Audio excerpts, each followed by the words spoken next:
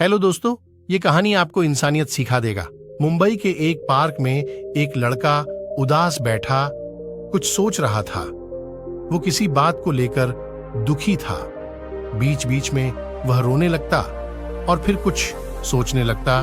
तभी एक बुजुर्ग पास में आकर बैठा और उदासी का कारण पूछा। लड़के ने बताया कि मैं बहुत परेशान हूं। मैंने एक व्यवसाय किया जिसमें मुझे 10 लाख रुपये का नुकसान हो गया। अब मेरे ऊपर 10 लाख रुपये का बैंक कर्ज है। मेरा मकान गिरवी पड़ा है। मेरी बूढ़ी माँ बीमार है।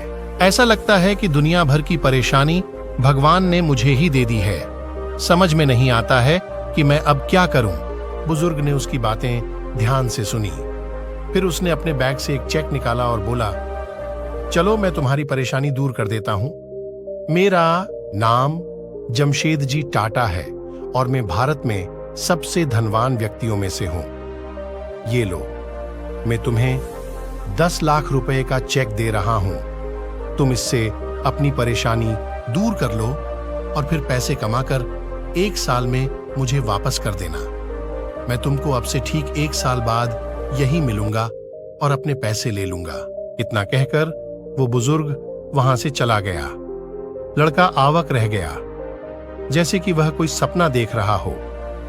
पल भर में उसकी सारी समस्याएं दूर हो चुकी थी।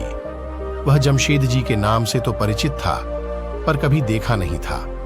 उसे तो विश्वास ही नहीं हो रहा था कि कोई इतनी बड़ी रकम किसी अनजान व्यक्ति को कैसे दे सकता है।